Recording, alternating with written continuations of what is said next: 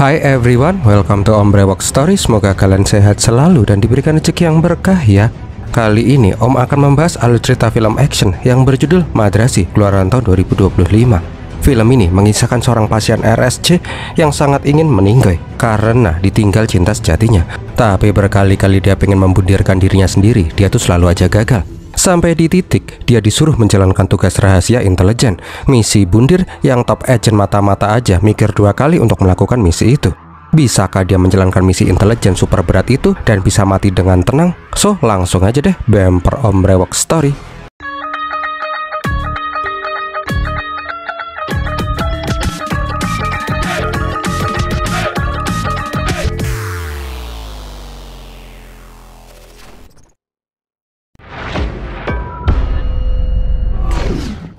Awal kisah kita diperlihatkan NIA, National Investigation Agency. Ya kayak FBI-nya India gitulah. Di bawah pimpinan Kapten Premat, mereka berencana untuk menyelidiki sindikat perdagangan senjata yang ingin membanjiri Tamil Nadu dengan senjata ilegal. Anak kandung Prem yang bernama Sandip memperkenalkan 3 orang top agent yang akan membantu Nia menyelidiki sindikat senjata. Setelah mendapatkan informasi, Prem langsung memerintahkan timnya untuk menggerebek pengiriman senjata itu. Nah, di perbatasan Tamil Nadu, Prem langsung menyebar agen-agennya untuk membaur. Di kala itu, Nia mencurigai sebuah truk kontainer. Pas mengecek, ada tembakan yang langsung membunuh agen NIA. Sadar itu truk yang mereka cari, Prem langsung memerintahkan menggerebekkan.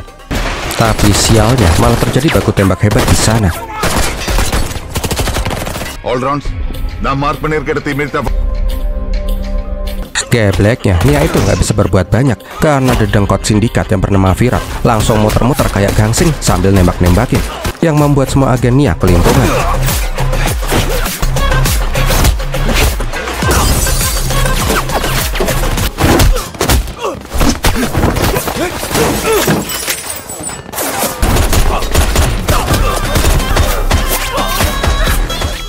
Setelah situasi udah tambah kacau balau, kakaknya si Virat yang bernama Chirak langsung memerintahkan anak buahnya untuk tancap gas. Film mahal ini bos, mobil sampai mental-mental. Ketika ngerasa udah lolos dari kejaran Nia, Chirak menyadari ada mobil yang mengejar mereka. Rupanya Prem masih belum mau menyerah. Dia juga berhasil menggulingkan salah satu truk, sampai senjata-senjata itu pun berjajaran. Nggak mau truknya ada yang hilang lagi, Chirak langsung mepet si Prem sehingga dia pun terguling. Alhasil Chirak dan Virat pun bisa kabur dengan lancar jaya. Sebelum lanjut, Om mau terima kasih dulu nih untuk Kak Rasti Dian Ananda yang selalu ngirimin Om super thanks. Semoga rezeki kakak selalu dilimpahkan ya. So kalau kalian juga pengen neraktir Om, bisa dengan super thanks ya. Terima kasih. Lanjut. Di saat yang bersamaan kita diperlihatkan mas-mas yang goyang-goyang nggak jelas. Yakin ini peran utamanya nih. Adalah setelah goyang-goyang, cowok yang bernama Ragu itu malah petangkringan di atas flyover. Dia berniat membunuh dirinya sendiri karena cinta sejatinya yang bernama Malati hilang. Tak pelak, Ragu pun jadi pusat perhatian warga. Tentu aja dengan semua HP mereka.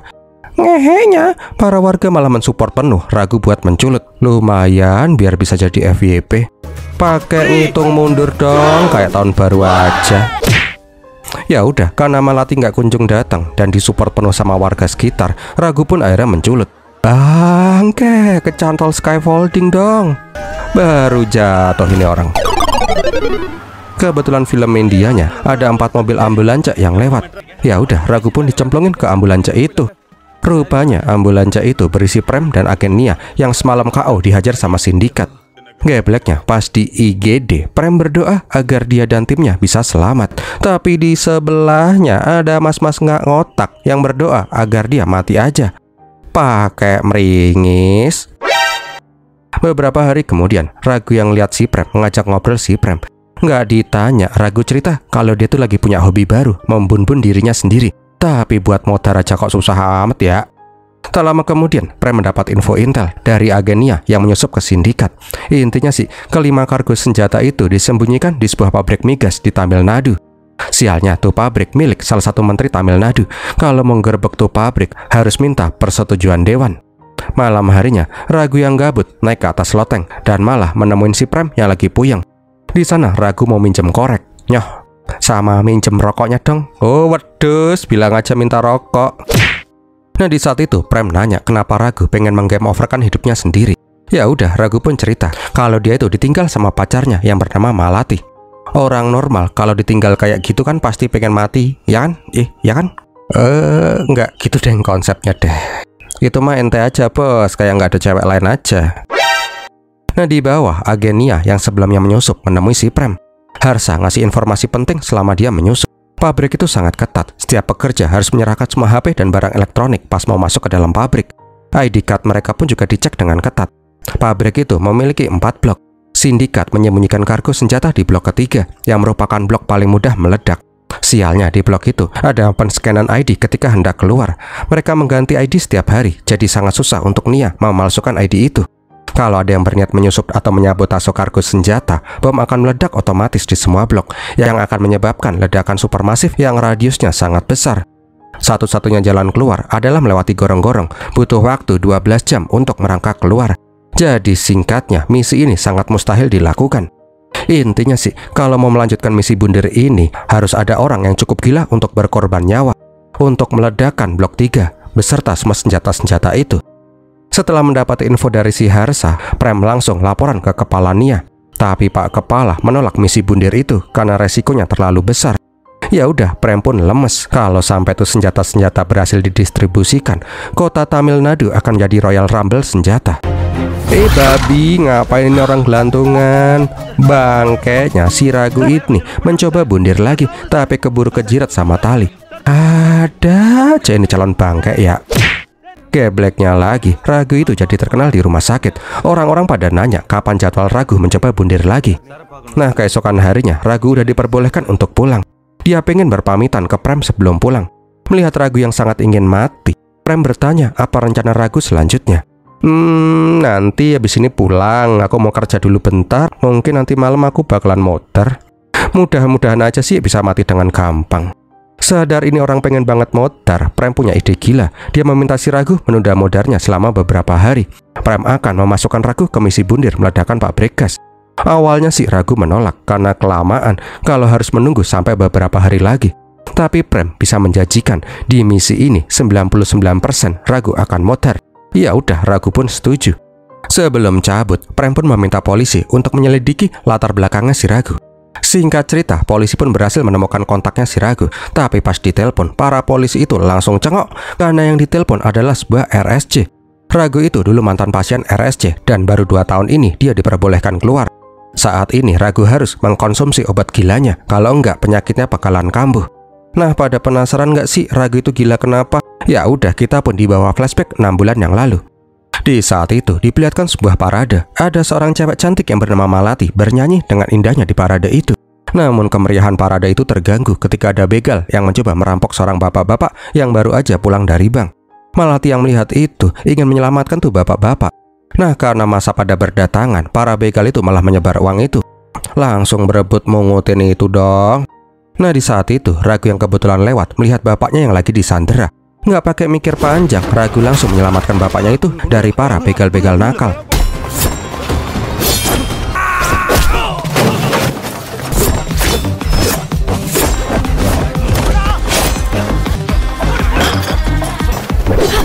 Salah lempar, Mbak. Nggak cuman itu, Ragu juga menyerang orang-orang yang tadi mengutin duit bapaknya. Singkat cerita, Ragu pun berhasil menyelamatkan bapaknya itu. Namun di saat itu Malati juga ngamuk-ngamuk karena Ragu juga menyerang orang-orang yang tidak bersalah. Keesokan harinya di sebuah rumah sakit diperlihatkan Malati yang merupakan mahasiswi kedokteran gigi. Ngehenya, salah satu pasien yang lagi diobservasi adalah si Ragu. Dokter bertanya kepada mahasiswa, kira-kira apa penyebab mas-mas kuculuk ini sakit gigi? Ada yang jawab nggak pernah sikat gigi, ada yang bilang kebanyakan makanan manis. Tapi si Malati jawab dengan tepat, giginya kena lemparan botol Amer dengan kecepatan 80 km per jam. Ya gimana ya, soalnya yang nyambit botol itu kan si Malati. Karena Malati bisa menjawab dengan benar, dokter menyerahkan si Ragu ini untuk Malati tanganin. Singkat cerita, Malati pun ngoprak-ngoprak giginya si Ragu. Dia juga meminta si Ragu untuk tidak makan makanan panas selama 3 hari ke depan.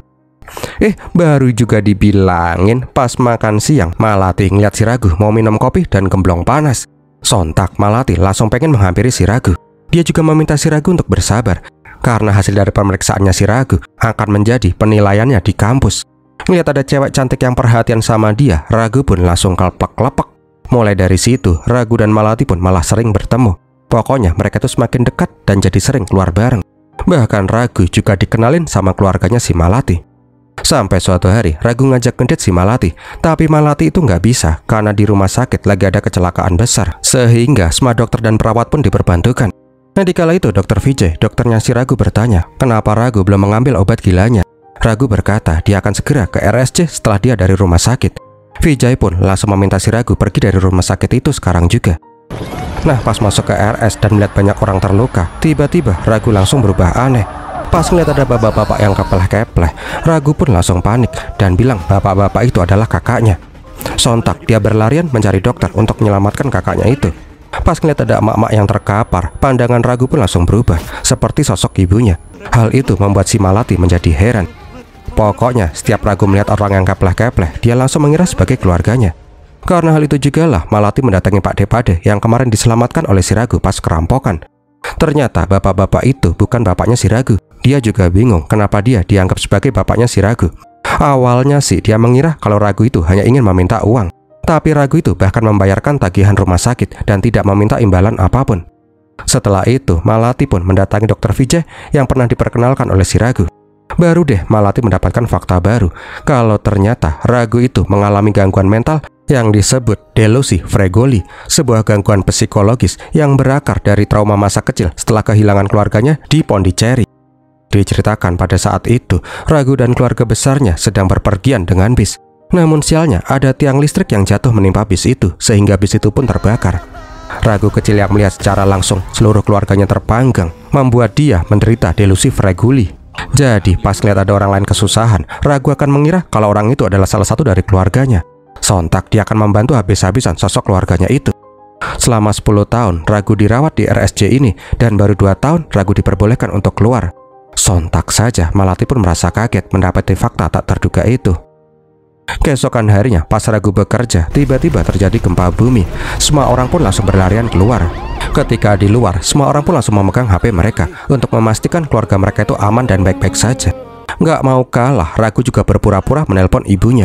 Tapi seketika semua orang pun terdiam karena sinyal HP hilang serentak. Ragu yang emang cuma pura-pura nggak sadar, sehingga dia pun dicemooh oleh teman-temannya. Ragu berkata kalau memang dia itu sebatang kara, tapi kalau keluarganya masih hidup, mereka pasti akan menelpon si Ragu. Amada, nadichen. எனக்கு யாரும் இல்ல ரோஸ்துக்காக நடிச்சேன். ஃபோன் பண்ணிருப்பாங்கடா. அம்மா, இருந்திருந்தா கால் ட்ரை பண்ணு. Seketika Ragu pun kaget pas dihampiri oleh si Malati. Semua orang pun pada heran siapakah cewek cantik ini. Nah, di kantin Malati pun bilang kalau selama ini dia cuma menganggap si Ragu sebagai teman, tapi sekarang dia sadar kalau Ragu itu sangat spesial. Sebelum Malati melanjutkan omongannya, Ragu pengen ngasih tahu dulu kalau dia itu sebatang kara dan mantan pasien RSJ. Malati yang sudah tahu semuanya malah semakin menyukai si Ragu. Jadian deh, enak amat ya. Nah, kembali lagi ke masa kini. Di pabrik diperlihatkan Cirat yang mengamuk-ngamuk karena satu kontainernya hilang di gondol Nia.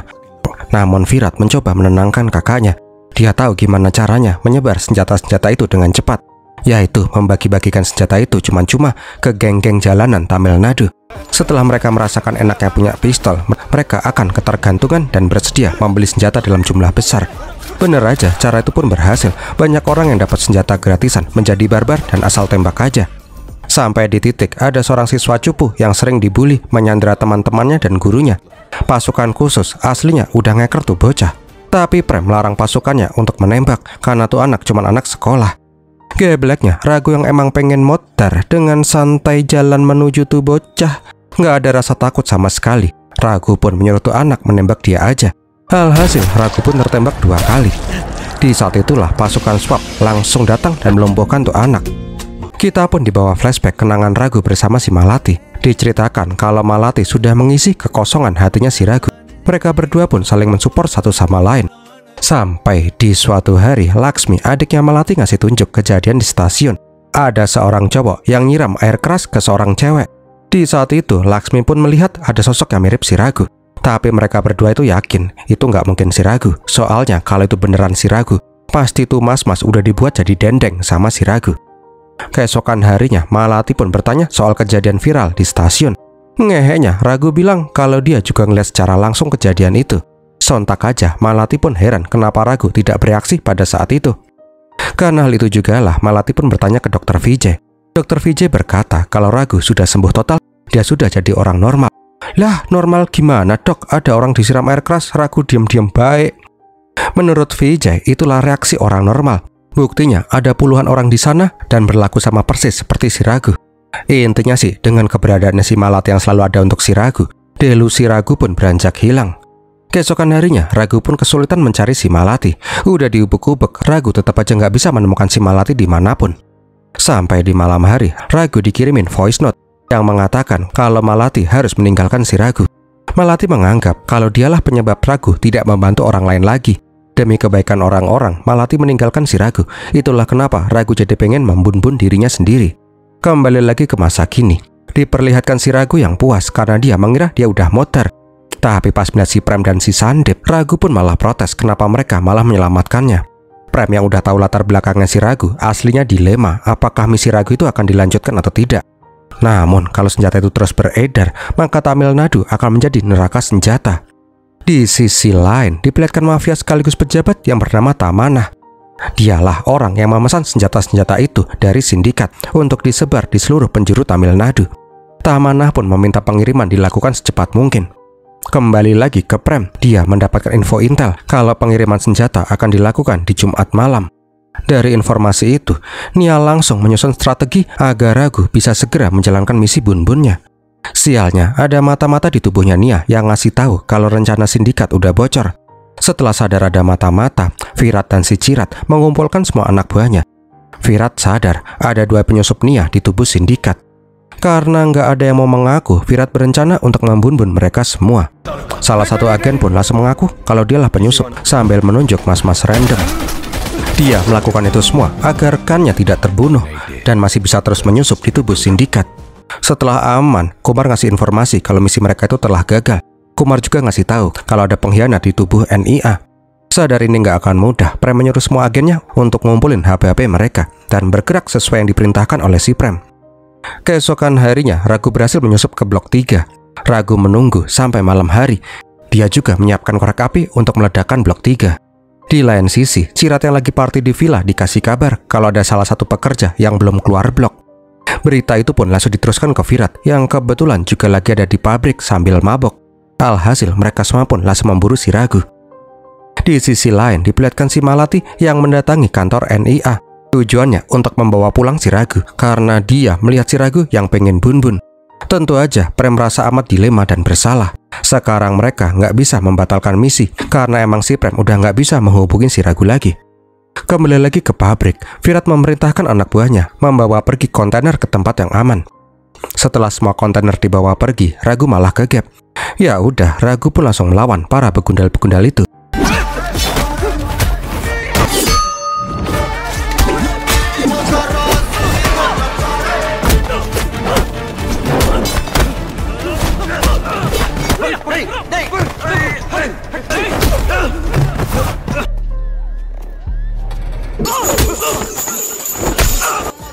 Kirain kertas, ternyata keras, cok. Tapi nggak semudah itu Ferguson. Masih ada si Virat. Di film crack aja ini orang ngebantai banyak banget orang seorang diri. Lah, kok sekarang gampang amat dikalahin ya? Sadar ada kebocoran gas, Ragu berniat meledakkan diri, tapi dia menghentikan aksinya karena Virat masih ada di sana. Dia itu emang pengen banget motor, tapi dia nggak mau membuat orang lain ikutan mati sama dia. Bingung kudu gimana, Ragu pun langsung menelpon Prem pakai HP-nya si Virat. Pas dikasih tahu kalau si Virat udah Ragu kalahkan, Prem meminta si Ragu menembak si Virat sekarang juga. Tapi Ragu nggak mau membun-bun siapapun. Bentar bos, ada yang nelpon. Nah dikala itu Cirat menelpon. Sadar HP-nya udah di tangannya si Ragu, Virat mengancam akan ngupuk-ngupuk si Ragu kalau sampai adiknya disakiti. Bentar ya, ada nelpon lagi. Si Prem. Bentar ini, si Cirat nelpon lagi. Puyeng, dah lah, telepon grup aja deh, ngomong langsung aja sana. Ngehenya pas teleponan bertiga itu, Prem berkata kalau Malati datang untuk menjemput si Ragu. Jadi si Ragu itu kudu membun-bun si Virat dan kembali hidup-hidup. Awalnya sih Ragu nggak percaya, tapi pas mendengar suara si Malati, Ragu udah nggak mau mati lagi. Sialnya, seluruh omongan itu pun didengar oleh si Cirat. Dia berjanji kalau sampai Virat disakiti, Ragu dan Malati akan Cirat bunuh. Seketika Ragu pun langsung emosi dan menembak si Virat. Dia tuh nggak masalah kalau dia yang dia ancam, tapi kalau ada orang yang berani mengancam si Malati, orang itu harus mati. Keesokan harinya, Ragu pun tersadar di Dark House, rumah persembunyian NIA di tengah hutan. Ngehenya, pas sadar tangannya luka, Ragu langsung histeris. Tolong, ini tanganku sakit. Aduh, aku mau mati. Kenapa ini bocah sekarang jadi ketakutan mati? Karena si Malati udah mau jemput dia. Kemarin mau mati, sekarang luka dikit aja udah heboh. Nggak lama kemudian, Malati pun dipertemukan dengan si Ragu. Wah, pasti pertemuan penuh haru dan sukacita nih. Kagak dong, si Ragu malah ditempelengin sama si Malati. Digaplokin lagi dong, kasihan. Setelah puas gaplokin si Ragu, Malati pun merasa lega karena si Ragu gak kenapa-napa. Nah, di sisi lain, kita pun diperlihatkan kalau Virat ternyata belum mati. Jadi pas mau ditinggal sama si Ragu, Virat itu masih kepleh-kepleh. Ngeliat si Virat, delusi Ragu pun kembali kambuh dan langsung membopong si Virat. Prem aslinya pengen memancing si Ciran pakai si Virat, tapi Sandip berkata kalau sekarang Nia sudah disusupin oleh pengkhianat. Jadi jangan ada orang yang tahu dulu soal Virat yang belum mati, sembari mereka melacak siapakah pengkhianat di tubuh NIA. Tak lama berselang, anak buah si Prem yang bernama Subaram datang ke kamarnya si Virat. Rupanya Subaram inilah pengkhianatnya. Dia meminta si Virat untuk pura-pura tak sadarkan diri sampai Subaram bisa mengeluarkan Virat dari sini. Di sisi lain, Prem berkoordinasi dengan komisaris polisi soal si Virat. Pak Kompol menyarankan agar dua orang sipil itu, Ragu dan si Malati, dipindahkan ke kantor pusat NIA. Cirat pasti akan mengejar mereka berdua. Di saat itulah Nia dan kepolisian bisa menyerang si Cirat. Sandip aslinya sih nggak setuju, tapi hanya inilah skenario yang terbaik untuk menangkap si Cirat. Di sisi lain, Cirat menghajar anak buahnya karena Virat mati dibunuh Nia.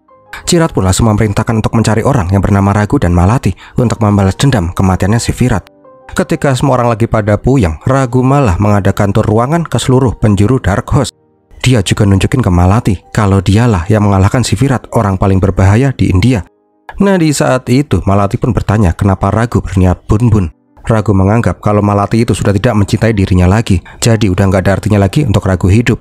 Ya udah, Malati pun menjelaskan alasan dia meninggalkan si Ragu. Dia ingin Ragu terus menolong orang lain yang kesusahan.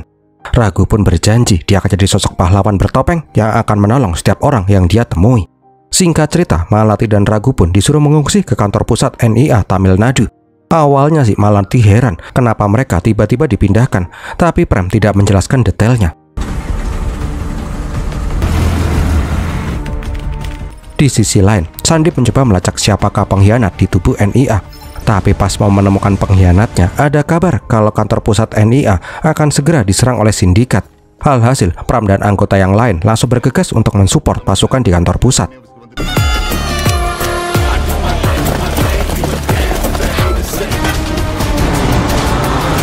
Gebleknya, pas pasukan Prem keluar, si Ragu itu malah kembali ke Dark House naik bajai. Dia lupa membawa obat gilanya dan berniat mengambil. Sesampainya di Dark House, Ragu bingung, sepi amat ya. Baru deh dia sadar kalau semua orang pada pergi ke kantor pusat karena akan ada serangan. Nah, di kantor pusat, Cirat menyerang dengan membabi buta. Udahlah, lihat dia aja ya, perang masa iya om ceritain.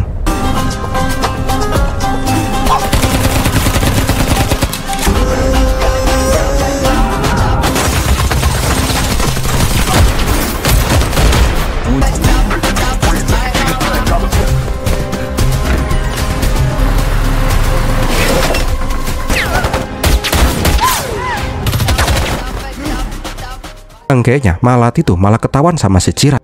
Pas Malati mau dieksekusi, dia mendapat telepon dari HP-nya si Virat. Rupanya itu si Ragu. Dia memohon agar Malati tidak disakiti. Kalau enggak, Virat akan Ragu bun-bun. Cirat nggak percaya dong ya kalau adiknya itu masih hidup. Tapi pas dikirimin videonya si Virat, Cirat pun langsung melempem. Ketika hendak membawa Malati pergi, mereka sempat dikepung oleh agen Nia. Sandip juga berhasil menodongkan pistol ke Cirat.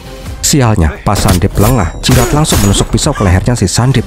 Nggak cukup di sana, mereka juga membrodong peluru ke tubuh Sandip yang sudah mati sampai dia bolong-bolong.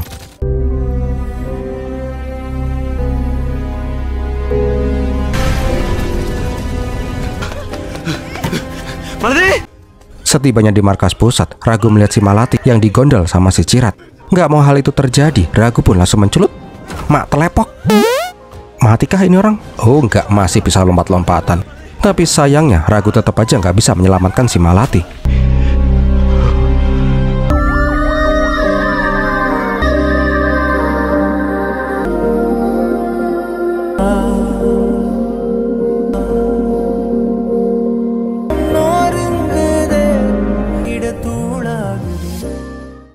Setelah kremasian si Sandip, Prem meminta maaf ke Ragu. Semua salahnya karena telah melibatkan Ragu dan Malati di misi ini. Prem juga berjanji akan menemukan si Malati untuk si Ragu. Nah di sisi lain, Sudaram kembali mendatangi si Virat. Dia berencana membebaskan bos sindikat itu. Dia pun nyolong HP salah satu dokter di sana untuk berkomunikasi dengan sindikat. Di ruangan sebelah, Ragu punya ide menyelamatkan si Malati dengan cara menukar Malati dengan si Virat. Nanti Nia bisa menangkap Virat dan si Ciran bersamaan. Tapi Prem nggak bisa melakukan hal itu karena sangat berisiko, apalagi masih ada pengkhianat di tubuh NIA. Nah di luar diperlihatkan si Ragu yang delek-delek dewe. Dia pun bilang kalau dia tahu siapa pengkhianat Nia sebenarnya. Setelah di Terawang, Ragu menunjuk si Harsa sebagai pengkhianatnya. Jelas saja semua orang nggak ada yang percaya sama si Ragu lah. Rupanya itu cuman rencananya si Ragu. Dengan dia menuduh si Harsa, Ragu langsung menyadari kalau pengkhianatnya itu adalah si Subaram. Nah di lain sisi, Tamanah datang di sebuah toko obat yang di belakangnya ada ruangan rahasia. Tamanah ingin sindikat segera menyalurkan senjata sesuai target. Tapi Cirat bilang dia harus mengambil Virat dari NIA terlebih dahulu. Kumar yang mendengar rencana si Cirat langsung berniat laporan ke Prem. Kumar juga bilang ke Malati untuk bersabar karena dia akan menyelamatkan si Malati setelah semua ini selesai. Sialnya, ada preman yang melihat si Kumar. Alhasil preman itu pun langsung dibunuh sama si Kumar dan disembunyikanlah jasadnya.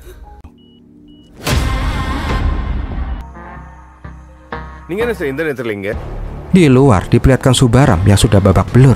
Rupanya dia baru aja digebukin sama si Ragu untuk menunjukkan tempat persembunyian sindikat. Alhasil Ragu pun langsung menyerang secara frontal buat menyelamatkan si Malati. Pas Ragu hendak ditembak, Kumar berhasil menyelamatkan si Ragu. Kumar juga ngasih tahu di mana Malati disekap. Bangkainya pas mau jalan keluar, Kumar melihat si Subaram. Bos, kita sama-sama Nia nih bos. Tapi Kumar yang sadar Subaram itu pengkhianat langsung membunuh si Subaram. Nah karena situasi semakin chaos, Cirat menyuruh mengeksekusi si Malati.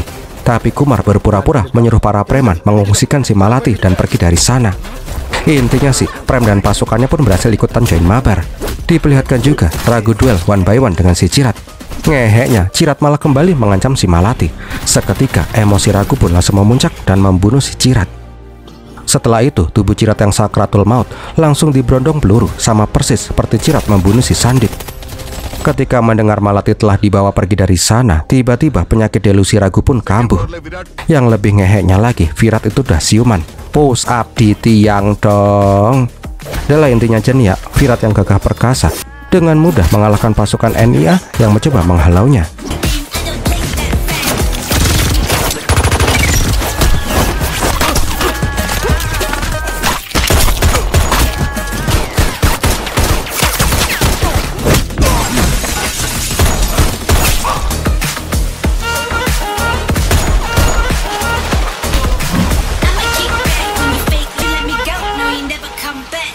Ketika Prem dan yang lain sampai, semua telah terlambat. Seisi Dark House sudah dibantai oleh si Virat.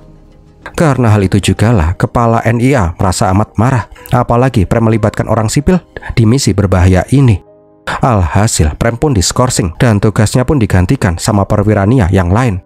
Tejas juga menyuruh anak buahnya untuk menangkap si Ragu. Ujuk-ujuk, Ragu langsung menyerang para polisi itu dengan gerakan yang sangat lihai. Tejas pun menyuruh Prem mengendalikan si Ragu, kalau enggak Ragu akan ditembak. Prem pun bilang ke Ragu kalau Ragu mau menyelamatkan si Malati, Ragu harus nurut sama bapak-bapak ini.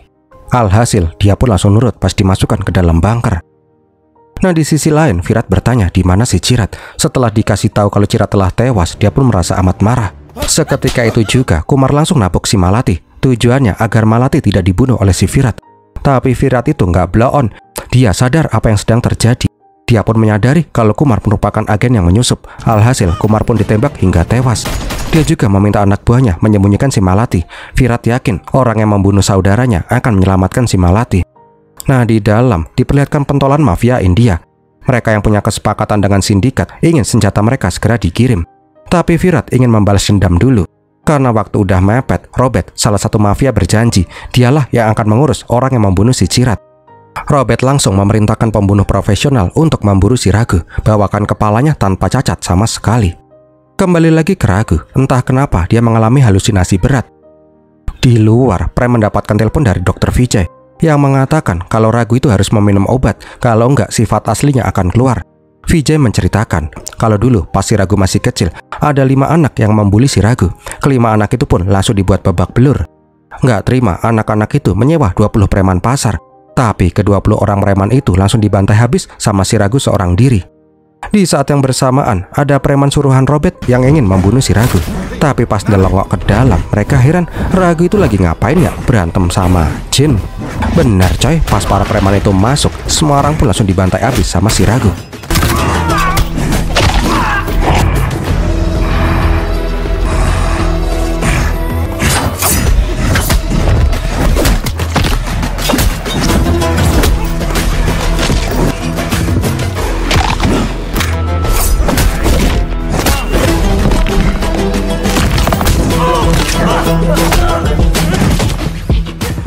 Setelah itu, ada orang yang ngetok-ngetok rumahnya Mas Brewok, dan orang itu adalah si Raghu. Alhasil, Raghu pun bisa menemukan lokasi Robert tinggal.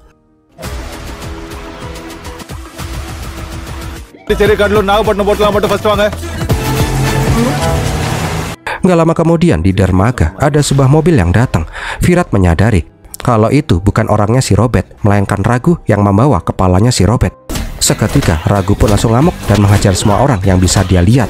Tapi pas melihat si Malati yang ditodong, seketika Raghu langsung jadi lembek lagi. Raghu pun langsung dikeplakin pakai pistol, tapi dia tidak melawan. Virat bilang kalau dia tetap ingin membunuh si Malati, Raghu emang bisa apaan. Seketika Raghu langsung melintir anak buahnya si Virat. Kalau ada yang berani menyakiti si Malati, Raghu akan menjadi iblis tanpa belas ampun. Kepancing sama si Raghu, Virat pun mengajak duel one by one.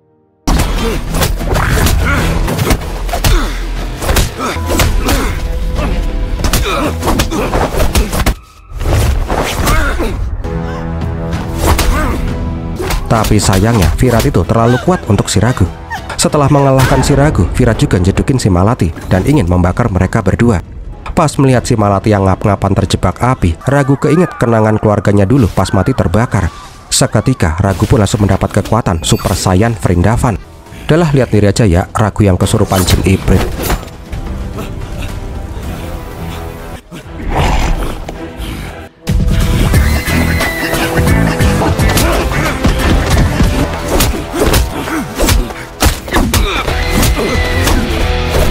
Nah, di saat Raghu dan si Virat duel, Prem dan pasukannya pun berhasil menyusup masuk, sehingga terjadi aksi tembak-tembakan hebat.